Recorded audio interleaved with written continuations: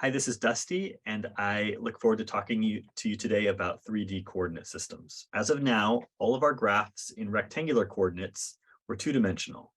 We were locating a point on the xy plane by its ordered pair, AB.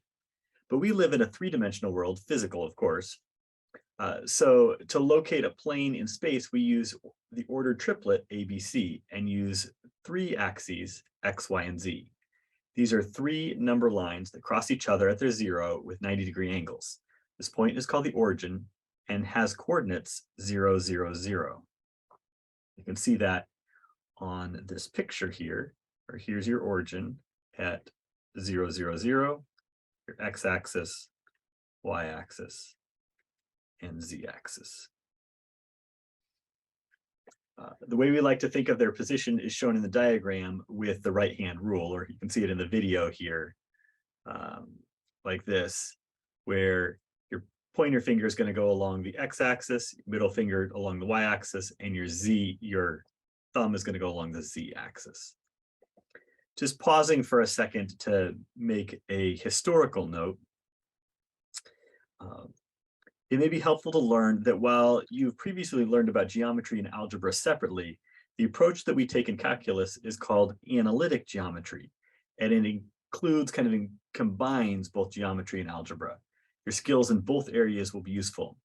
So analytic geometry was born in 1637 of two fathers, René Descartes and Pierre de Fermat. Both Fermat and Descartes presented the same basic techniques of relating algebra and geometry, the techniques whose further development culminated in the modern subject of analytic geometry.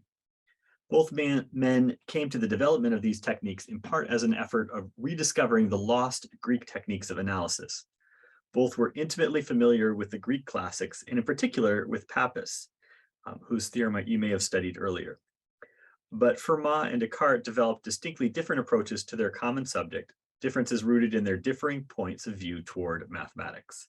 And there's a note later that says a little bit more about that. Back to our main topic. So the xy plane is the plane that contains the x and y axes. The yz plane is the plane that contains the, is the plane that contains the y and z axes. The xz plane is the plane that contains the x and z axes. These three coordinate planes divide space into 8 parts called octants. The first octant is in the foreground and is determined by the positive axes. So let me share a little animation that shows this. This is 26. So over here, notice you have the x and y axis. So that's the xy plane. Here, the x and z axis are included. That's the xz plane. And the y and z are included. There's the yz plane. And all three together kind of give you these three coordinate planes. And notice when all three variables are positive, you have what we call the first octant. So the point P, ABC, determines a rectangular box. So if we drop a perpendicular from P, here's our point P right here, to the xy plane, and we say drop, it could be raise if we were below. So we get to a point Q, which is AB0, called the projection of P onto the xy plane. Similarly, you could have R over here, which would be the projection onto the YZ plane. And you could have S up here, which would be the projection onto the XZ plane.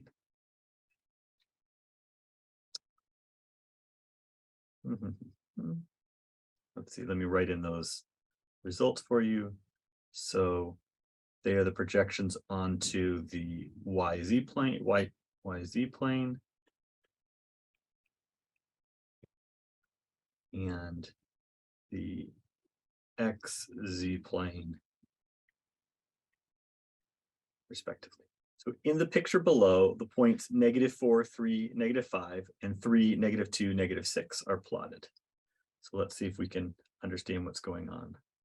So here's our point, and notice that if we raise our x coordinate is -4,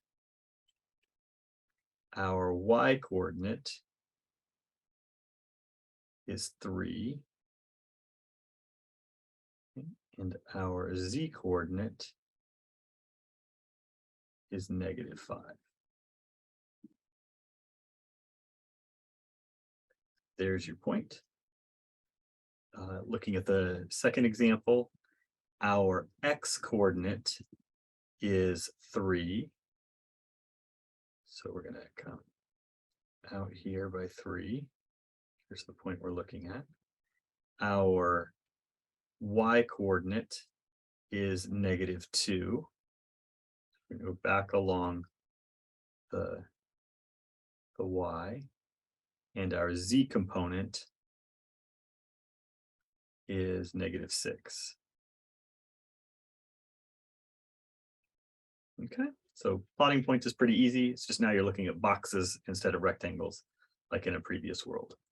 Let's look at another little animation of that. Notice when you change the x coordinate, points moving along the x-axis.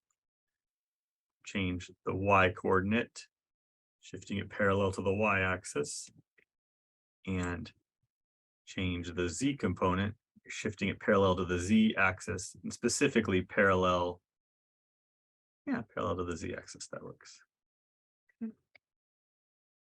And here you can see the box and how it would change. So changing the box along the x-axis, along the y-axis, let me give myself a little mention, and along the z-axis. So let's try to interpret these equations and inequalities geometrically.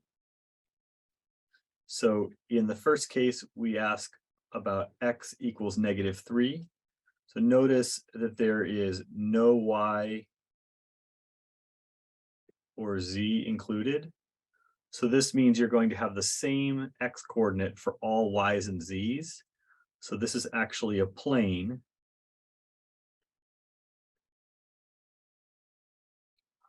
through x equals -3 parallel to the YZ plane.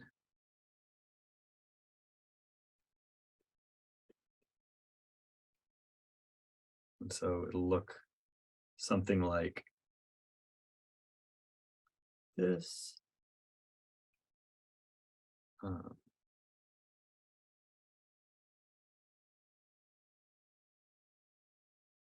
Here's your X, your Y, and your Z.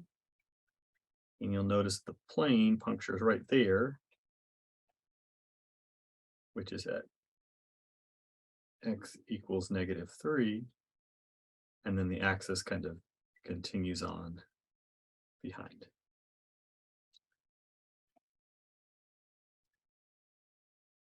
Let's look at Z greater than or equal to 0. So Z greater than or equal to 0 would mean you're at or above the XY plane. At or above the XY plane.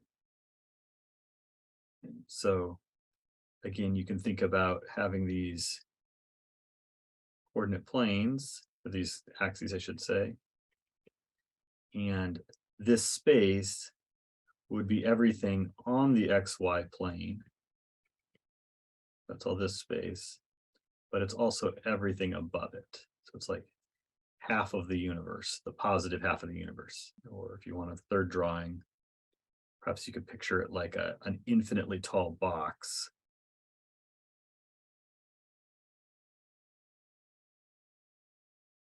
Something like that. It's going up forever and ever and ever. but it's not below the XY plane. Like there's nothing happening underneath, it's just above.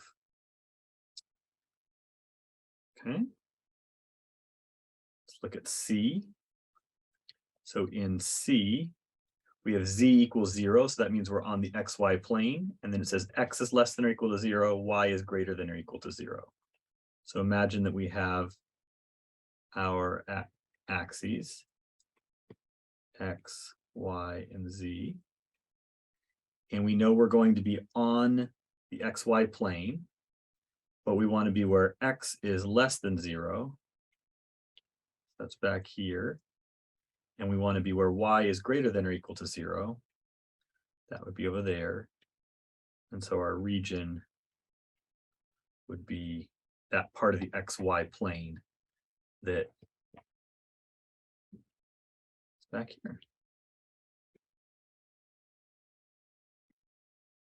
So this would be a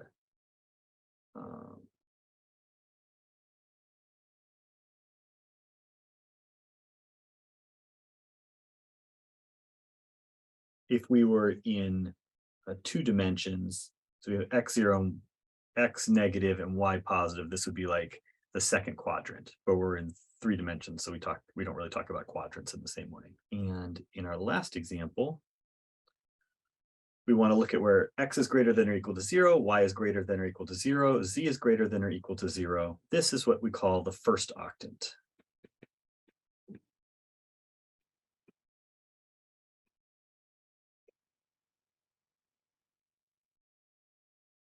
Here's our x, y, and z. And we're saying we have positive x's, positive y's, positive z's. And so it's everything in this kind of infinitely shaped box, if you will, that we actually had pictured earlier. Let's look at another animation to show this. So I guess the 30th one. So I'll show at least a few of them. So here would be an example of, oh, got the wrong one. So here, when you have x equal to -3, you can see that happening right here. So notice your x, y, and z axes kind of in the foreground, and that plane, x equals -3, is parallel to the y, z axis. There's the y, z axis parallel to it. Similarly, if you had y equals a constant, you'd be parallel to the y, z plane, sorry, the x, z plane. And if you had z equals a constant, then you'd have a kind of a tabletop, if you will, that's parallel to the x, y axis.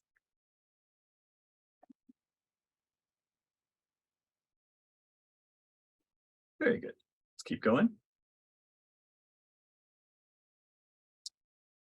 So that makes it a little bit easier to understand what's going on in these next couple of examples. So if we have -1 is less than or equal to y is less than or equal to 1, well, we know that y equals -1 would be a plane parallel to the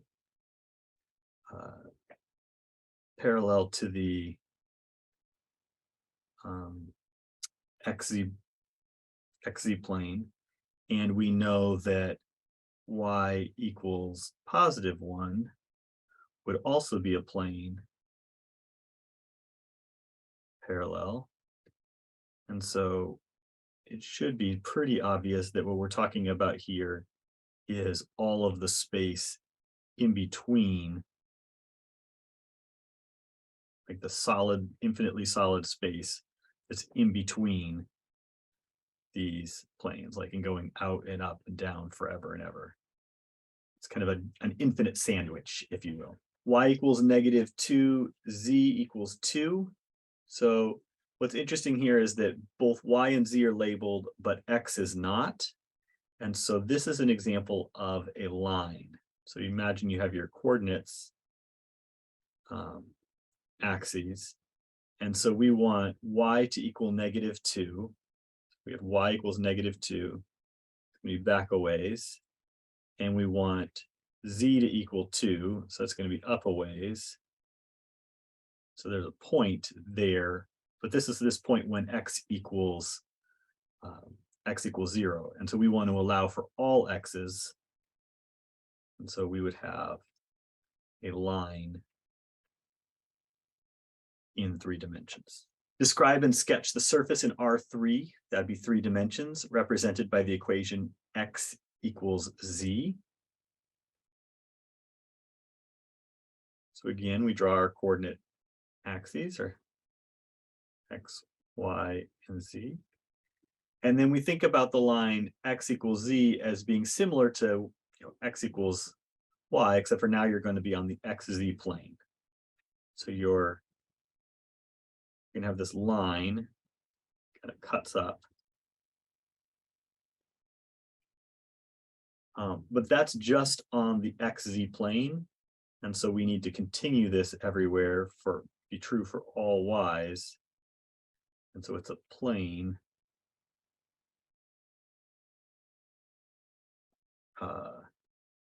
Yeah, it's a plane. And which kind of plane is it? It's the plane that is like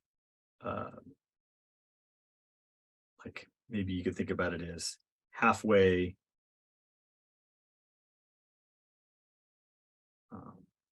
halfway between the xy plane, that'd be the flat one,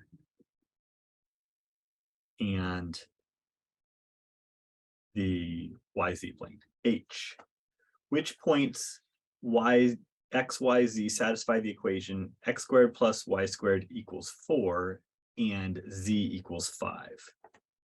So you may recall that this top bit here is the equation of a circle.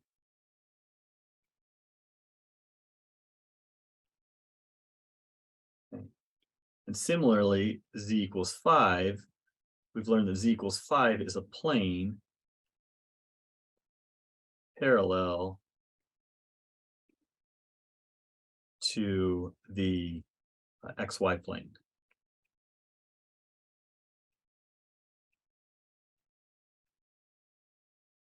So combining these two things, the circle actually gives you a cylinder, because it would be true for all z values.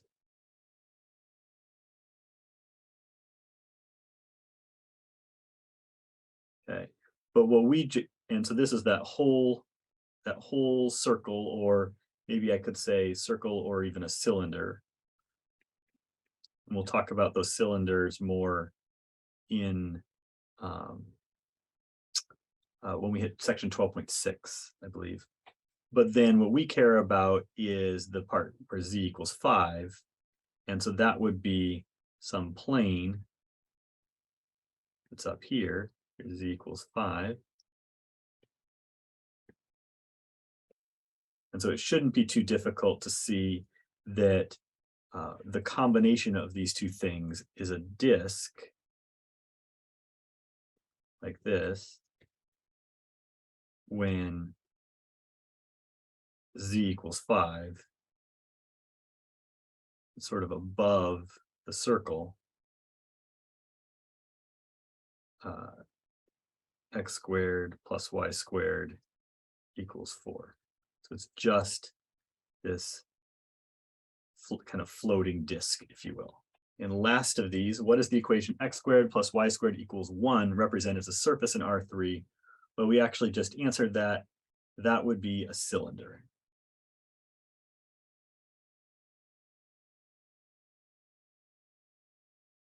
So notice what doesn't matter is the z. So you're always constrained by x squared plus y squared equals 1. And what you're going to get out is a cylinder.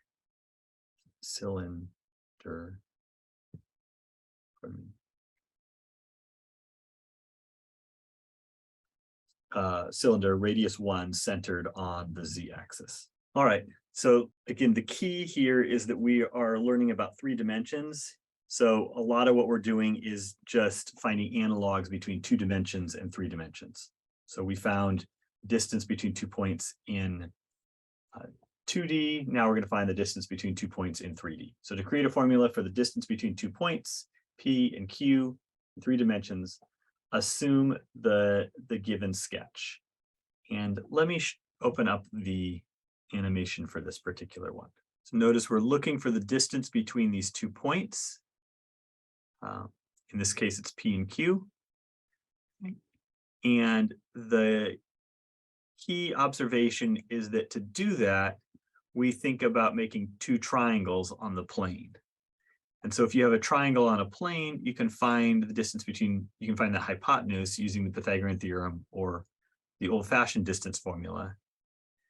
And similarly, you can find, once you have that hypotenuse length, you can find the overall distance you're looking for, using, again, the Pythagorean theorem or our old-fashioned distance formula. So the key here is to sort of create a diagram and find the 2 hypotenuses using our old friend, the distance formula, or our old friend, the Pythagorean theorem. That's kind of where we're going. So you can see that happening in this picture. Come on. My tablet's frozen. You can see that happening in this picture here. Come on, my tablet's not being very happy with me. So you can see that we have created the triangles, just like I was showing you on the animation. And to find those distances, what you'll notice is that you just need to find the change in X and the change in Y, or maybe change in X and change in Y. So here's the change in X. Here's the change in Y. Okay, and then we have our Pythagorean theorem hanging out for us. The combination of these things is going to give us that length PR, which is that hypotenuse of the small triangle. That's the same bit that's down here. So now we can find our overall distance by using the yellow distance that we know and squaring it and combining it.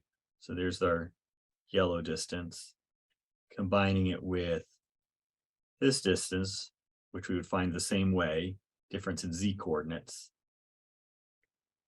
And together, those would give us the actual distance formula, which is what we are looking for in the first place. So here's that final distance formula. And you can memorize it if you want, or you can think about it as being the same as the 2D distance formula, just now with z's in place. That would be what I would recommend. Don't think about this as overly complicated. So here's the distance formula in 3 dimensions. The distance PQ between points P, x1, y1, z1, and Q, x2, y2, and z2 is the distance between PQ equal to the root of quantity x2 minus x1 squared plus quantity y2 minus y1 squared plus quantity z2 minus z1 squared. So let's do an example there. Let's find the distance between P1 and P2. And so our distance from P1 to P2 is going to equal the root of, it doesn't matter which one we do first, so maybe I'll do it in the order that's given. So minus 2 squared plus 3 minus 1 squared plus 0 minus 5 squared. And make sure you're seeing it. So here's 2, 1, 5. Here's negative 2, 3, 0. And all that together is the root of negative 4 squared would be 16. 2 squared is 4. Negative 5 squared is 25. So I'm seeing square root of 45. Last page. So a sphere of radius r and centered at C, H, K, L is the set of all points P whose distance from C is r. So to define an equation for a sphere, we focus on the fact that the distance from P to C is r. That is, that the distance from P to C squared is equal to r squared. This part here on the left is kind of coming out of the distance formula. And then we're going to square it, which is going to kill the square root. And hence we get this idea of, for this formula, x minus h quantity squared plus y minus k quantity squared plus z minus l quantity squared equals r squared. This is the distance squared.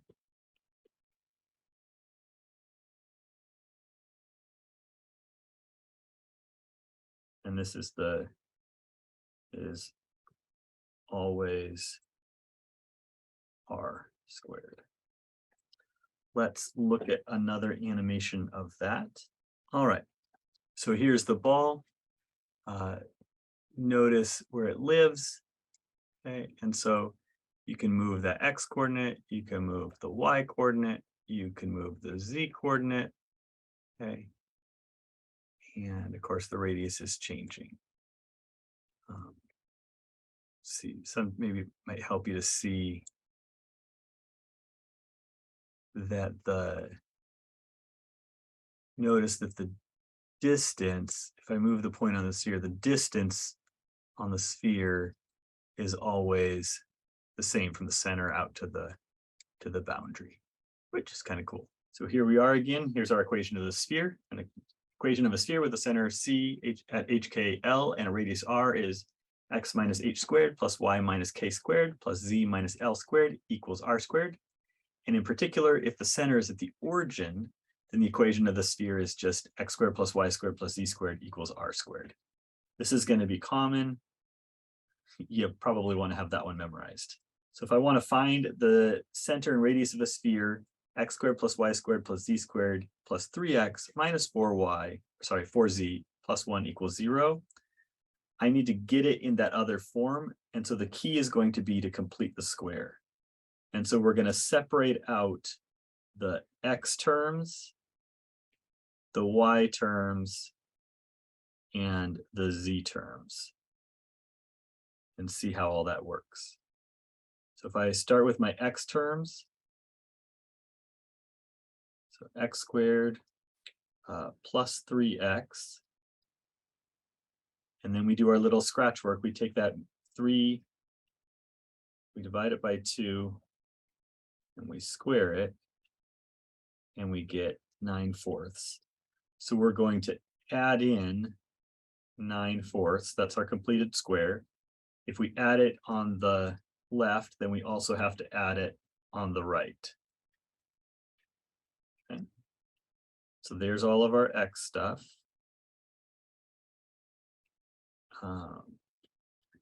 Plus, there's only one y term, so that's beautiful, just a y squared. So yay for that. And now we got to work on our z's. And so we have plus z squared minus 4z. And here we have, take that middle term, -4, divide by 2, and square it.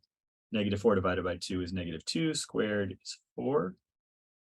So then we'll add in the 4. If we do it on the left, we got to do it on the right. So that's all the green stuff. Okay. And then, of course, we skipped over the +1. I'm going to move that to the right-hand side where it would be a -1. Okay. So let's keep going and see what happens. So on the left, all that x stuff is going to become x plus 3/2 squared.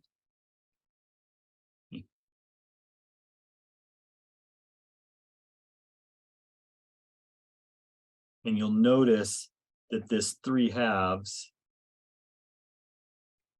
is the same 3/2 as showed up here.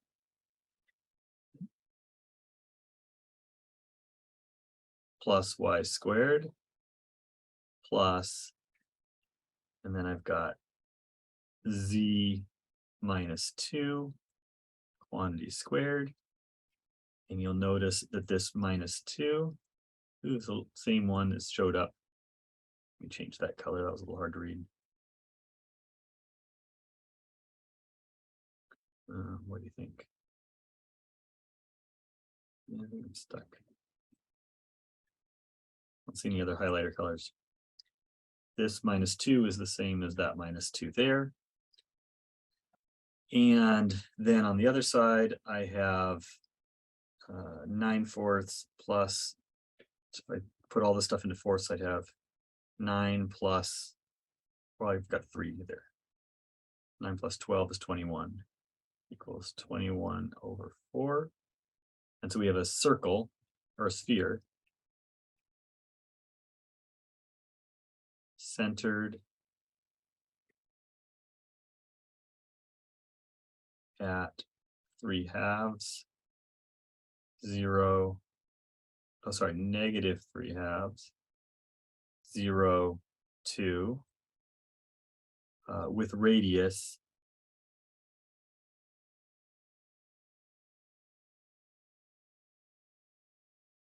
square root of 21/2. Last question. We want to write an inequality to describe the solid upper hemisphere of the sphere of radius 4 centered at the origin. So notice that a sphere centered at the origin with radius 4 would be x squared plus y squared plus z squared equals 16. So this would be the sphere, the whole sphere, but it's not the inside, it's just the parts of the sphere on the surface. We want to include everything inside. And so to include everything inside, we would want it to say we want x squared plus y squared plus z squared is less than or equal to 16. So this would be like saying I want all of the little radiuses that are inside of that, which would fill in the whole thing. But this is the whole solid ball, if you will, like a pool ball. We want it to just be the top of that, the upper part.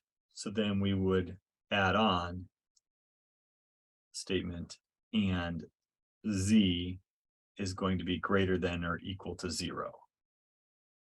So the inequality here makes it solid, and the inequality over here on the right means it's just the upper part.